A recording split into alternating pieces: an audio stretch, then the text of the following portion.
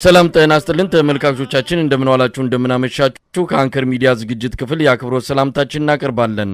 ባለፉት 5 ቀናት በተለያዩ የአማራ ክልል አካባቢዎች ከፍተኛ ውጊያዎች ሲደረጉ እንደነበርና የአገዛዙን ወታደራዊ አቅም በማንኮታኮት ደረጃ ትልቅ ውጤት መመዝገቡን በየቀኑ በመናቀርበው ዘገባ መግለጻችን የሚታወስ ነው። ዛሬ 6ኛ ቀኑ ላይ ምን ተግባራት ተከናወኑ፣ በየትኞቹ አካባቢዎች ውጊያ ተካሂደዋል፣ ይህንንና ሌሎች መረጃዎችን ሊያቀብለን የዘውትር ተሳታፊያችን መስመር ላይ ይገኛል። ወደሱ ነው ማመራው። ዛሬ 6ኛ ቀን ላይ ነው ያሉት። እስቲ ወደ ውጊያዎቹ እንምጣና ያሉትን መረጃዎች አካፍለን ከወሎ እንጀምራለን። አመሰግናለሁ መሳይ። እንግዲህ የአማራ ፋኖ በአራቱም ክፍለ ሀገሮች በተጠናከረ ሁኔታ ለ6ኛ ቀን ቀጥሎ ውሏል። በየዕለቱ በከባባድ የውጊያ አውዶች ላይ የፋኖ ኃይሎች ትልልቅ ድሎችን እያስመዘገቡ ይገኛሉ።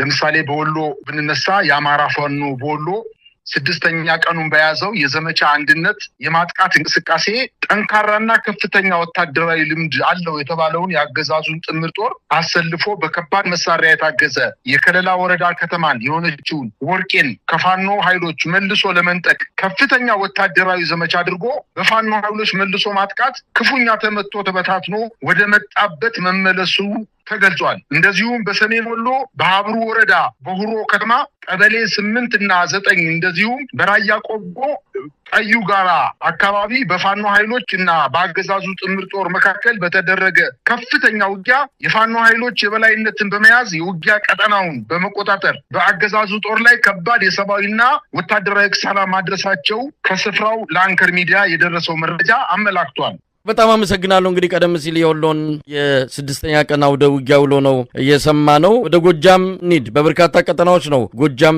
በ6ኛ ቀኑም እንደዚሁ ውጊያዎች ሲደረጉ ያሉት። እውነት ነው መሳይ። የጎጃም ትግል እንግዲህ ጠቅላይ ሚኒስትሩ እንዳለው ጅብ ቆዳ ይዘው ወይም ጥንቆላ አስጠንቁለው በዲያቆናትና በቆሎ ተማሪዎች የጥይት መከላከያ አድርገው ያለው ምን ያህል እንዳሳመመው የጎጃም ፋኖ ትግል ምን ያክል እንዳሳመመው በፓርላማ ተገንቶ ከአንድ ጠቅላይ ሚኒስትር የማይጠበቅ ንግግር እንዳደረገ ይታወሳል። የፋኖ ኃይሎች በተለይ በዋናነት በጎጃም የዘመቻ አንድነት 6ኛ ቀን የማጥቃት ዘመቻ በተለይ በሰሜን ጎጃም አቸፈር ወረዳ ዛሬ ጠዋት ጀምሮ በአገው ምድር ክፍለ ጦር ስር የሚገኘው የቢትወደድ አያሌው መኮንንና የአቤ ጉበኛ ብርጌዶች በሊበን ከተማ በጋራ በወሰዱት እርምጃ ከባድ የማጥቃት ዘመቻ ከተማዋን ሙሉ በሙሉ በመቆጣጠር በከተማዋ ሰፍሮ በነበረው የአገዛዙ ጦር ላይ ከፍተኛ ጉዳት ደርሷል። በዚህም አንድ ከፍተኛ ወታደራዊ አመራርን ጨምሮ 46 የመከላከያ ሰራዊት አባላት ሲገደሉ 26ቱ ቆስለዋል። 24 ክላሽንኮቭ መሳሪያ ሲማረክ 2 ወታደራዊ ፓትሮሎች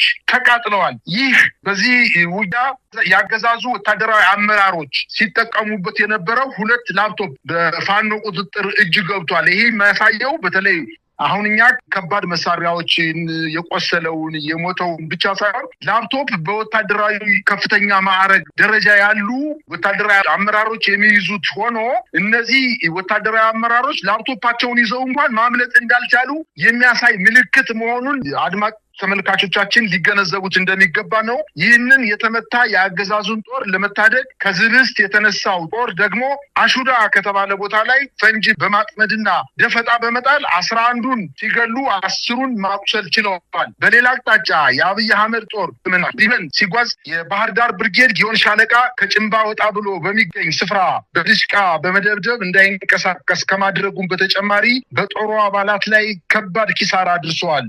የፋኖ ኃይሎች በከፍተኛ ድል ወደ ሊበን ከተማ ሲገቡ የከተማዋ ነዋሪ ወደ ጎዳና በመውጣት በከፍተኛ ደስታ አቀባበል ያደረገላቸው መሆኑን ለማወቅ ተችሏል። በሌላ በኩል የአገዛዙ ጦር 56ኛ ክፍለ ጦር ከአዴት ከተማ ተነስቶ ቋሪትን ለመቆጣጠር ብር አዳማ ከተባለ ቦታ ላይ ሲደርስ ከፋኖ ኃይሎች ከባድ የመልሶ ማጥቃት ደርሶበት በሽንፈት ወደ መጣበት እንዲመለስ ተደርጓል። በሌላ አቅጣጫ 23ኛ ክፍለ ጦር ከፍኖተ ሰላም ከተማ አትናውስ ከተባለ ወታደራዊ ካምፕ ተነስቶ በጅጋ በኩል ቋሪትን እንዲቆጣጠር ግዳጅ የተሰጠው የአብይ አህመድ ጦር ከየካቲት 30 ጀምሮ ከገነት አቦ ከተማ ማለፍ ሳይችል ቀርቷልኝ። ከባድ መልሶ ማጥቃት ደርሶበት ወደ ዝንድብና ጅጋ እያፈገፈገ መሆኑ ተመላክቷል። በተጨማሪም የአማራ ፋኖ አንደኛ ክፍለ ጦር ዛሬ መጋቢት 15 መራዊ የሚገኘውን ቻይና ካምፕ በቡድን መሳሪያ ከፍተኛ ድብደባ የፈጸመ ሲሆን በኮንክሪት ምሽግ ራሱን ቀብሮ ለመከላከል